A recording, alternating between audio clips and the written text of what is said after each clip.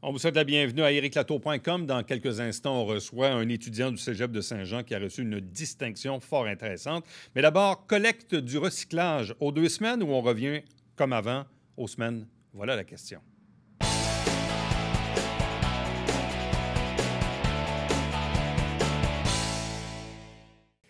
Vous l'avez vu, il y a à peine 2 semaines, il y a eu une résolution qui a été votée à la séance du Conseil de la Ville de Saint-Jean-sur-Richelieu. Une résolution d'ailleurs qui s'est votée sur division, mais pas avec les votes auxquels on est habitué.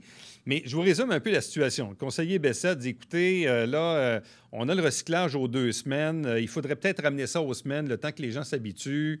Les bacs de recyclage débordent dans certains cas. On n'est pas habitué. Bref, faisons cheminer ça. Et même le maire qui n'était pas convaincu, M. Laplante, qui siège aussi sur le conseil de Compo, dit, écoutez, on va faire cheminer cette demande-là auprès de la MRC et de Compo au Richelieu. Mais ce que les gens, parfois, n'ont pas compris, certains se sont dit, bien, si la Ville de Saint-Jean le demande, bien, ça va se faire.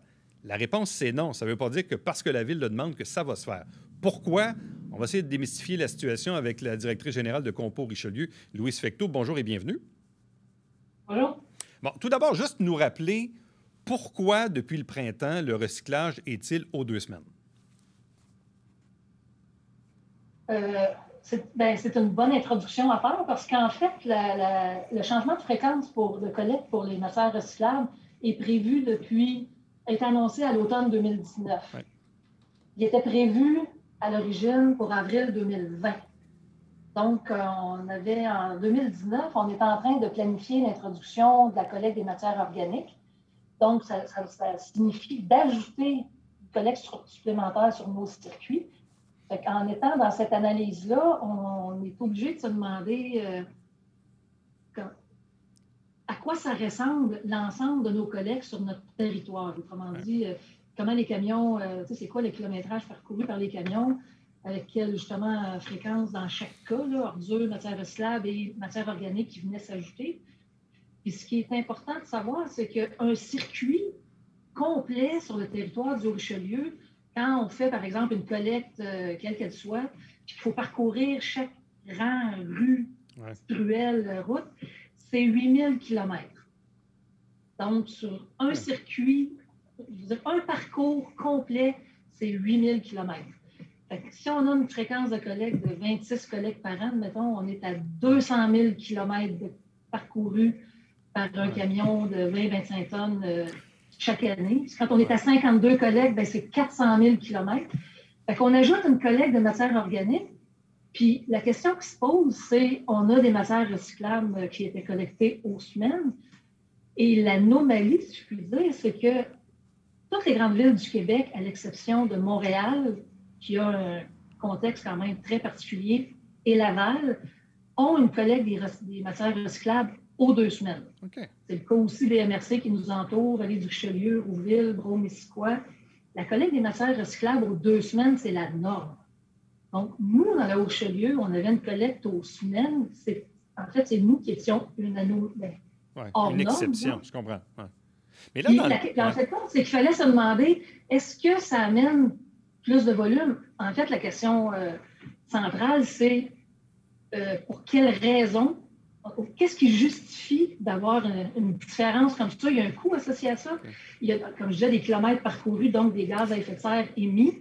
Mais la réalité, c'est qu'au final, le rendement n'était absolument pas supérieur à où que ce soit ailleurs. À toutes les places. Pour un rendement équivalent, on avait le double de collecte. Dans toutes les villes où on est passé d'une collecte hebdomadaire à une collecte aux 2 semaines, ça a pris combien de temps en termes d'adaptation? Parce que la clé de l'affaire, est-ce que c'est pas ça un peu l'adaptation? Moi, le premier, comme citoyen, je vous mentirais en disant que quand j'arrive au bout du 2 semaines, mon bac de recyclage, il est pas mal plein. À la limite, est-ce que je mets trop d'affaires dedans? Est-ce que je mets vraiment tout ce qui est recyclable ou j'en mets trop? Tu sais, je ne sais pas. Mais est-ce qu'il y a vraiment une période d'adaptation quand on passe de la collecte hebdomadaire aux 2 semaines? Oui.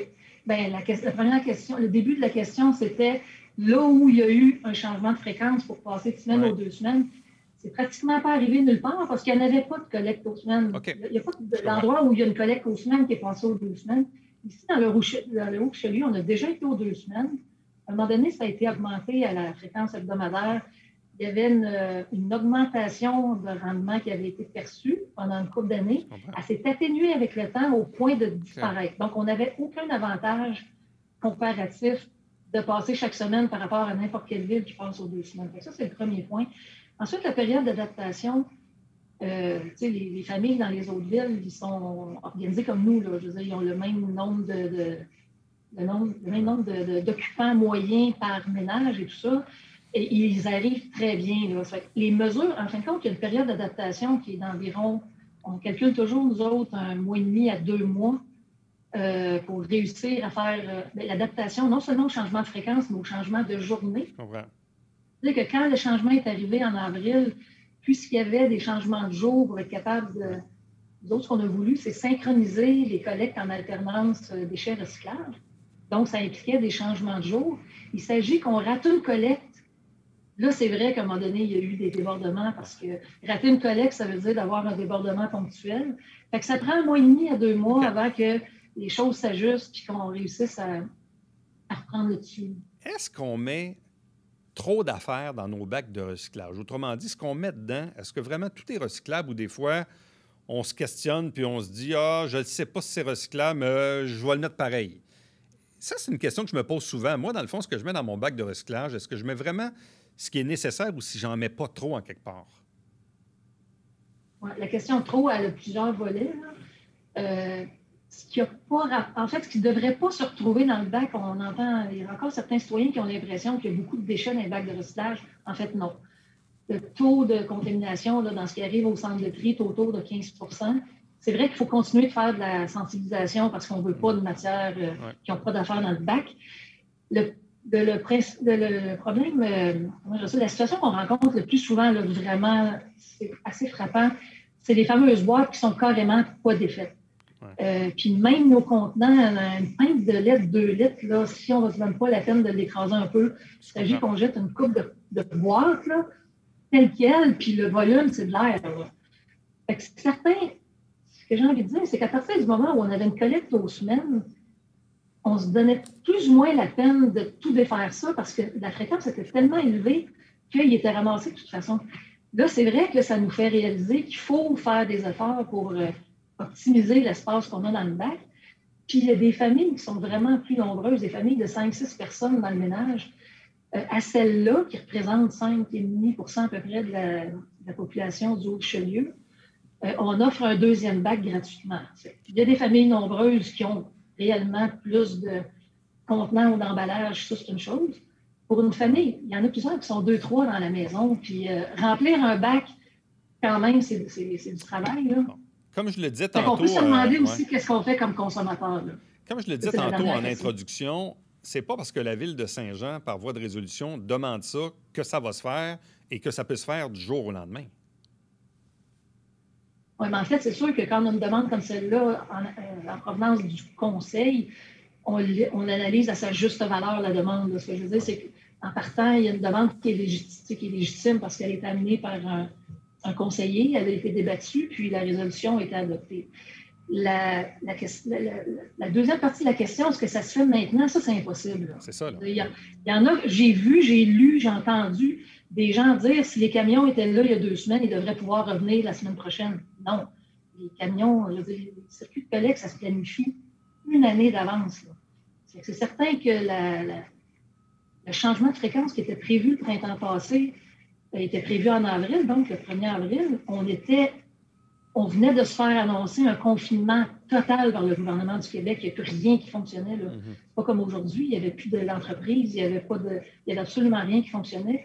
Donc, on a reporté d'1 année. Et en faisant les reports avec les introductions de matières organiques et tout ça, les circuits se sont organisés de manière absolument optimale. Puis, dans les autres villes, la même chose. Fait que les camions de collecte sont mobilisés partout. Là. Il n'y a pas un camion qui est en attente aujourd'hui avec un chauffeur qui est stand-by pour ajouter des camions sur le circuit. L'analyse qu'il faut qu'on fasse, nous, c'est dans les considérants il y a considérant qu'on est en pandémie, qu'on génère plus d'emballage, puis donc les autres considérants aussi, mais la première chose qu'on doit analyser, c'est est-ce que les considérants existe dans la réalité. C'est-à-dire qu'on est en pandémie, c'est une chose maintenant, mais il faut aller chercher le coût puis l'échéancier pour que cette demande-là se réalise. L'échéancier, à première vue, ça ressemble à l'automne. Donc, on en a pour quelques mois avant de réussir à réorganiser les circuits de collecte.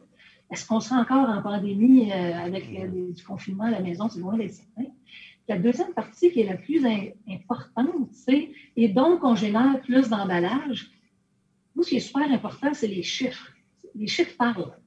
Qu'importe les émotions qu'on a, qu'importe l'intensité qu'on met dans notre discussion, à la fin du mois d'avril, les données qu'on va y avoir à notre disposition d'ici quelques jours vont nous dire si avril pour avril des mois précédents, les citoyens mettent plus de matière en bordure de rue ou moins, ou de façon équivalente. Est-ce que réellement on génère plus de matière? Parce que, M. Éric, si on n'a pas plus de matière en avril 2021 par rapport à, disons, la moyenne des 5 dernières années, le contexte de pandémie n'est pas un contexte qui peut justifier d'avoir une augmentation quelconque. Là, on revient au comportement qui est celui de faire comme n'importe où ailleurs. Parce qu'ailleurs, il n'y a pas une ville qui a fait l'inverse. Tantôt, je disais, les autres villes du Québec sont aux 2 semaines, mais il n'y a pas une ville qui, en contexte de pandémie, a ajouté des collectes. Je comprends. Mais dans le fond, si je résume, c'est-à-dire que, bon, la Ville de Saint-Jean fait cette demande-là. On va l'évaluer. En même temps, on va attendre de voir les chiffres si vraiment il y a une augmentation. Mais si parfois on décidait d'aller là, on ne pourrait pas revenir aux semaines avant au moins l'automne prochain. Bien, je dis ça sous toute réserve, là, parce que je ne veux pas devancer le retour d'analyse. Là. Mais je sais, on le sait, on travaille beaucoup sur les circuits de collecte. C'est toujours une année au moins à l'avance. C'est certain que réorganiser complètement les circuits pour une ville de la taille de Saint-Jean, on parle de...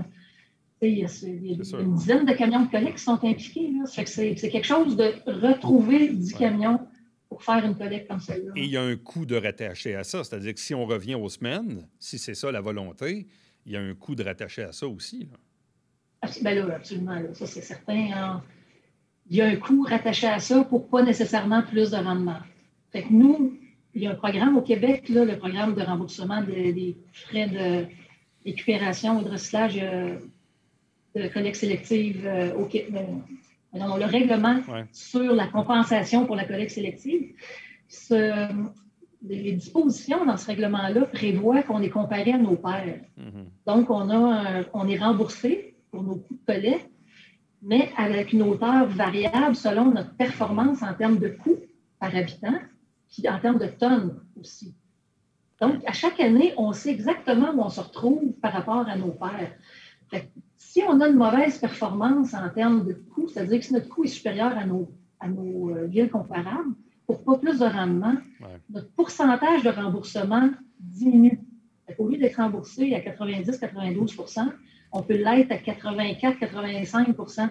Ça nous coûte plus cher, on est moins remboursé parce qu'on se qualifie, si on veut, en termes de performance, parce qu'on est évalué aussi là-dessus. Là. Mais dans le fond, en conclusion, le conseil à dire aux gens, c'est essayer de gérer peut-être l'espace de votre bac en étant un peu plus créatif, en défaisant les boîtes, en écrasant les 2 litres de lait et compagnie pour maximiser l'espace. Et si vous avez une famille de plus de 5 personnes, bien, vous pouvez toujours bénéficier d'un deuxième bac pour la collecte du recyclage.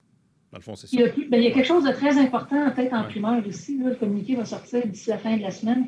C'est que c'était prévu, là, mais on va installer 2 conteneurs par rapport collectif pour spécifiquement le carton. Là. Parce que oui, on peut faire des achats ponctuels. On s'achète une télé, on a une boîte géante, on n'a pas envie de la couper en 12 morceaux avec l'Exacto. C'est des conteneurs de 40 verges cubes fermés. Il va en avoir un installé au Colisée puis l'autre à la Palestre. Ils vont être accessibles en tout temps gratuitement pour les citoyens. Donc, ça veut dire que si j'ai une grosse boîte et que je ne veux pas la défaire en 1000 morceaux, je vais pouvoir aller la porter à cet endroit-là. Oui. Et ça ne viendra pas embourber mon bac de recyclage. Voilà. Oui, en tout cas, l'idée, c'est de trouver des mesures d'atténuation pour ceux qui ont des problèmes ponctuels. Bien, merci infiniment, puis on verra évidemment le développement dans les prochaines semaines. Merci pour ces précisions, Louise Facteau. Merci à vous. Restez avec nous. Au retour, on reçoit un étudiant du Cégep qui a reçu une belle distinction.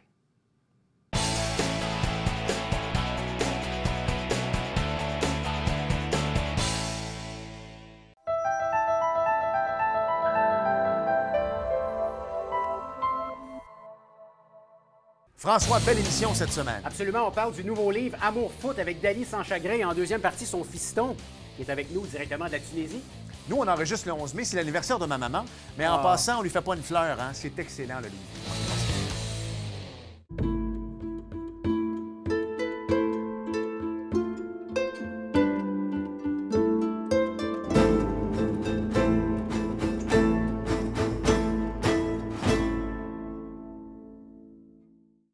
Mesdames et messieurs, bonjour et bienvenue à la Justice entre nous. Mon nom est Serge.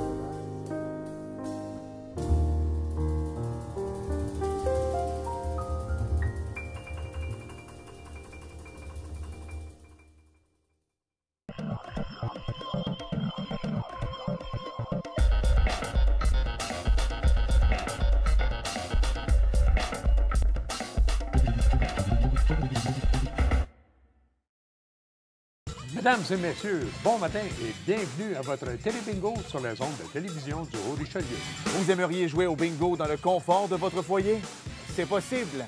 Tous les dimanches matins, 9h30, à la télévision du Haut-Richelieu, maintenant en haute définition au 609. Pour vous procurer les livrets du télébingo, c'est facile. Consultez la liste de nos 30 dépositaires au www.tvhr9.com.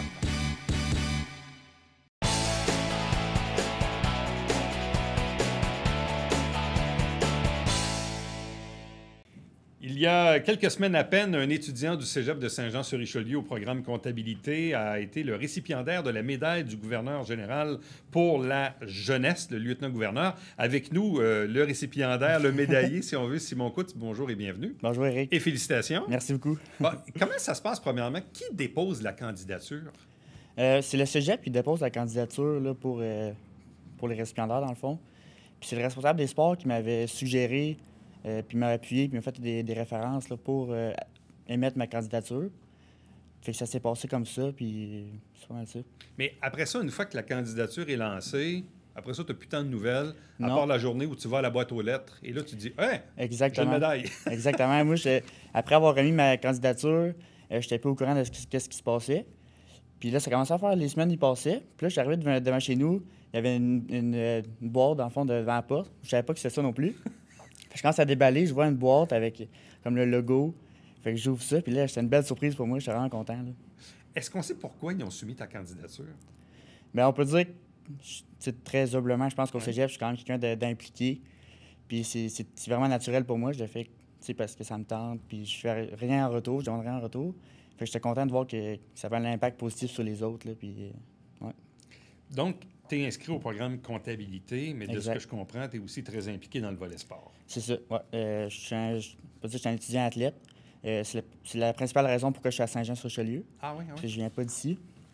Toi, tu viens de où pour le faire? Je viens de la Côte-Nord, Sept-Îles. Sérieux? Ouais, fait que Saint-Jean, c'est une bonne équipe de volley. Puis il y en a 5 au Québec, fait que j'ai eu un poste ici, fait que j'étais vraiment content. Fait que c'est la principale raison pourquoi je suis ici, puis le volleyball, là, ça a tout le temps fait partie de ma vie, là. OK, fait que toi, dans le fond, tu viens de la Côte-Nord, tu t'es inscrit au Cégep de Saint-Jean Ouais. à cause de l'équipe de volleyball. Ouais. J'ai été en sport-études aussi, il faut dire, en secondaire 4. Secondaire 4-5, je suis parti en Beauce. J'habitais chez une famille là-bas de volley. Le jeune, il pratiquait au volley avec nous. Fait que j'allais habiter chez eux avec j'ai un frère jumeau aussi. Fait qu'on était les deux dans une famille en Beauce, sport-études. Puis après ça, là, on s'est inscrit, je me suis inscrit à Saint-Jean pour le Cégep, Collège de Dijon 1. Quand on est prêt à étudier à l'extérieur de sa propre région, Ouais. c'est vraiment que la passion du sport doit être Vraiment. terriblement forte, là. Ouais, depuis que je suis jeune, tout mon secondaire, j'ai pratiqué le basketball, le football, le volleyball, tout mon secondaire 1 à 5. Fait que le sport, ça a tout le temps fait partie de ma vie, puis je voyais pas vraiment qu'il y avait d'autres. Il n'y avait pas d'autres opportunités. L'opportunité s'est présentée d'aller en sport-études. J'ai pris ma chance tout de suite, puis ça a tout le temps On fait connaît partie de beaucoup ma vie. les sports-études au secondaire, mais Ouais. les sports-études au collégial, ça marche comment? C'est un peu la même affaire? Mais c'est un peu différent parce que faut que tu fasses partie de l'Alliance sport-études, qu'on appelle. OK. Puis il n'y a pas tous les collèges qui sont affiliés, puis il n'y a pas tous les sports, je pense. Fait que tu fais la demande comme à l'Alliance sport-études, puis quand tu es comme accepté, tu fais partie du sport-études au Cégep, mais tu peux faire partie de l'équipe sans être vraiment sport-études. OK. Ouais, fait que c'est un peu différent. Et de ce que je comprends, donc, des équipes de volleyball, il y en a pas tant que ça au Québec. Mais en Division 1, il n'y en a pas tant que ça, surtout les gars. En Division 2, il y en a un peu plus. Mais est-ce que tu veux que je les nomme? Oui, tout à fait. Il y a Sherbrooke, il y a Saint-Jean, Limoilou à Québec, Outaouais puis Saint-Jérôme. Outaouais, j'ai dit 2 fois, je pense. Outaouais, Sherbrooke, Saint-Jean, Limoilou. Et là, dans le fond, il y avait une place ici à Saint-Jean. Ouais. C'est ce qui fait, parce que vu que tu n'es pas allé dans 4 autres places, c'est donc qu'ici, il y avait une place disponible à ce moment-là. Fait que j'ai entamé le processus de recrutement avec le coach ici, puis ça a donné que j'ai atterri ici. As-tu l'ambition d'aller plus loin en termes de volleyball? Est-ce que tu as déjà regardé, je ne sais pas, Jeux du Québec, Jeux du Canada, Jeux olympiques, ou je ne sais trop? Mais bref, c'est quoi ton cheminement par rapport au volley? Mon cheminement, j'ai fait les Jeux du Québec quand j'étais plus jeune. J'ai fait en volleyball de plage, volleyball intérieur aussi. Puis là, au cégep, c'est sûr, la dernière année, c'était un peu difficile parce que le processus de recrutement pour l'université, c'était un peu difficile parce qu'ils ne nous ont pas vu jouer cette année. Ouais. Fait qu'ils ne pouvaient pas me garantir une place là, au niveau universitaire parce que je m'en vais à Sherbrooke l'année prochaine. Je fais le bac en administration des affaires aussi là-bas. Fait que là, je suis comme en processus de recrutement avec le coach. Là, on est en communication, puis on garde contact. Là, fait que... Mais là, dans le fond, tu as dû trouver ça difficile cette année, parce que là, dans le fond, du volley, il n'y en a pas eu. C'est ça, du volley, moi, j'en mange. Là, je suis vraiment habitué. Les tournois, plus les matchs les fins de semaine, les pratiques 4 fois semaine. Là, tu tombes au point mort. Là, fait que c'est vraiment difficile. C'est beaucoup d'adaptation. Tu essaies de trouver des alternatives, mais c'est un peu difficile. Mais on le voyait beaucoup dans les reportages, des impacts de la COVID, le présentiel, le virtuel, surtout chez les plus âgés, secondaires ou collégiales, où il y a eu même plus de virtuel que de présentiel, l'absence des sports. Je parle avec des amis, des collègues qui ont des jeunes entre 12 et 25 ans, puis qui disent que c'est un peu les grands oubliés de la pandémie. Là, je pense que oui. Ils étaient peu à risque d'avoir des complications de COVID, mais en même temps, vous avez subi beaucoup de conséquences par rapport à la pandémie. Oui, c'était très difficile. Là, surtout, il y a beaucoup de jeunes, même, je peux dire moi aussi, de la motivation, surtout derrière le cégep, c'est le sport. Oui, ça ne m'a pas empêché d'avoir des bons résultats puis d'aller à l'école, mais la motivation est moins là. Le sport, ça prend une grande partie de nos vies, là, les athlètes, on peut dire. C'était vraiment différent, puis c'est beaucoup d'adaptation. Fait que là, dans le fond, tu vas avoir fait combien de temps à Saint-Jean au total? Ma technique, c'est 3 ans. Mais avec le sport-études, je l'ai allongé d'1 an. Fait que là, c'est ma 4e année. C'est ta 4e année au Cégep Saint-Jean, ouais. En volleyball et en programme de comptabilité. Oui, comptabilité et de gestion. Bon, et là, l'année prochaine, donc, techniquement, tu t'en vas à l'Université de Sherbrooke. Exactement, oui. Bac en administration des affaires. Oui. Et est-ce qu'il va y avoir aussi donc un volet sport ou volleyball du côté de Sherbrooke? Oui, c'est ça, Sherbrooke avec le Var et Or. Comme je te disais, je suis en processus de recrutement. C'est un peu difficile. Okay. Je ne peux pas me garantir une place, mais je pense que j'ai des bonnes chances. Je vais me présenter au camp pour faire l'équipe, puis on verra rendu là. Bon. Et les études en comptabilité, est-ce qu'elles vont bien? Oui, ça va super bien. J'adore ça. Là, je suis à ma 2e semaine de stage. Oui, fait que j'aime vraiment ça. Puis je pense vraiment continuer là-dedans plus tard. Et là, tu fais un stage dans une entreprise de type CPA? Oui, c'est exactement ça. C'est un petit cabinet comptable. On est 3 employés. Fait que j'aime vraiment ça. Puis l'expérience là-bas, lui, la personne, Serge Palin, il s'appelle. Ça fait 37 ans, je pense, qu'il fait ça. Fait que l'expérience, c'est fou. Là, puis moi, j'apprends vraiment de ça. Qu'est-ce que tu aimes de la comptabilité? Parce que pour le commun des mortels, c'est juste faire ses rapports d'impôt une fois par année, c'est une corvée. Puis bon, dans certains cas, moi, le premier, je donne ça à mon comptable et je suis très heureux. Et je voudrais surtout pas faire sa job. Qu'est-ce qui fait qu'il y a du monde comme toi qui veulent faire ça dans la vie? Bien, justement, comme tu parles, on dirait que le monde, ils connaissent pas trop ça, puis ils veulent pas trop s'en occuper. Puis justement, je trouve que quand on le fait, ça aide beaucoup de personnes. Puis la comptabilité, c'est beaucoup de chiffres, c'est beaucoup de mathématiques, on peut dire, mais les maths, j'adore ça. Puis, les chiffres, je pense que j'ai une bonne compréhension de ça. Fait que j'ai tout le temps été attiré. Puis le volet administration, un peu, des entreprises, la comptabilité, c'est un bon volet de l'administration, puis prendre des décisions éclairées pour les entreprises. Fait que c'est vraiment la partie que j'aime. Tu sais, ce qui est fascinant là-dedans, moi, je dis souvent, le diable est dans les détails, parce que, bon, faire une déclaration de revenus, c'est une chose, manipuler les logiciels qui vont avec, bon, c'est une chose, puis le gouvernement du Québec, le gouvernement du Canada. Mais ce qui me fascine, c'est pour en parler moi-même avec mon comptable, c'est qu'à chaque année, là, il y a telle affaire qui a changé. Ça, c'est applicable. Ça ne l'est plus. Là, les ratios ont changé. Écoute, ça devient... beaucoup de mises à jour. Hein? C'est fou. Ouais. C'est les mises à jour qui sont incroyables. Mais justement, j'en parlais avec Serge, là, où est-ce que je fais mon stage. Puis il me disait qu'il y a beaucoup, qui se tiennent à jour, puis ils n'ont pas le choix. Puis c'est sûr que moi, je suis encore en stage, puis je viens de terminer ma technique. Fait que j'ai pas eu beaucoup de... C'était pas un survol de pas mal tout, là, mais c'était vraiment intéressant. Puis c'est sûr que Ça va être assez complexe, là, tout ça, les mises à jour, puis les gouvernements, puis tout ça. Oui, puis là, cette année, avec la pandémie, ceux qui ont été Ah en oui. télétravail ou pas en télétravail ou à Puis, moitié. il y a eu des subventions aussi pour les entreprises. Fait que c'est beaucoup de comptabilité à faire là, par rapport à ça. OK, Ouais. mais toi, t'aimes ça, là. Ouais, j'aime ça, ça me passionne pour elle. Tu sais, au début, quand je travaillais au cégep, j'étais pas trop sûr. J'avais un ami qui est allé là-dedans un an plus vieux. Fait que j'avais posé des questions. Puis finalement, ça a donné que j'aime vraiment ça. Puis là, les notes, ça ressemble à quoi? Là? En comptabilité, j'ai quand même des bonnes notes. C'est sûr que le français, c'est un peu ma faiblesse, là. Mais C'est toujours la même affaire. Ouais, c'est c'est soit ça. que tu es fort en français ou que tu n'es pas fort ou que C'est tu es ça. fort en maths. fait que la comptabilité, c'est pas mal les mêmes mots tout le temps. Fait que ça va bien de ce côté-là. Mais les OK. notes, ça va quand même bien. Bon, tu t'ennuies pas trop de la Côte-Nord? C'est assez spécial de vivre loin de la mer, là, parce que la mer, elle a toujours été à côté de moi. Mais j'ai pas vraiment le temps de m'ennuyer quand je fais du volleyball. Mais là, cette année, j'ai hâte d'y retourner cet été. Là, ça va faire du bien. Puis pourquoi, finalement, tu as dit tantôt que tu as essayé plusieurs sports, mais qu'est-ce qui fait que tu as accroché sur le volley? C'est une bonne question quand même. Mais à cette île, le volleyball, c'est quand même un sport assez que tout le monde pratique. OK. Ben, pas tout le monde, mais c'est quand même populaire. Puis je trouve qu'au volleyball, je pouvais me démarquer un peu plus que les autres sports. Ouais. Tu sais, les autres sports, j'aimais ça, le basket, le foot. Mais le volley, je pense que j'avais une place que je peux me démarquer un peu plus, puis aller au niveau universitaire, puis continuer là-dedans. Ouais. Encore une fois, félicitations. Donc, récipiendaire de la médaille du lieutenant-gouverneur pour la jeunesse. Donc, Simon Coutts qui fréquente le cégep de Saint-Jean-sur-Richelieu en programme comptabilité et option, bien sûr, volleyball, quoique pas beaucoup de volleyball, malheureusement, cette année. Beaucoup de cours en virtuel, je présume. Ouais, en virtuel. Quelques-uns en présentiel aussi. Ouais. C'est très peu, mais c'est vraiment c'est mieux que rien. Tu sais, on est content. Quand on a un cours au cégep, là, on est content d'y aller. Puis ça nous fait du bien de voir nos collègues, là, nos collègues de classe. C'est ça qui est là, c'est le monde à l'envers. Le monde sont contents de retourner à l'école. Ouais. Même les profs sont contents d'être Non, dans la vraiment, classe, c'est ça. Hein? Puis de voir des vrais élèves. Ouais. Ben merci à nouveau, puis félicitations, puis bonne Merci, chance Eric. pour la suite. Puis Merci beaucoup. c'est le fun de voir qu'il y a des gens comme toi qui atterrissent dans notre ville pour quelques années. Ouais. Saint-Jean, j'ai vraiment tombé en amour avec, avec la place et la région. Là. C'est vraiment super. Bon, l'étendue d'eau est un peu moins large que le fleuve, mais bon, ainsi va la vie. Merci. Salut. Merci beaucoup, Eric. Reste avec nous. Au retour, le mot de la fin.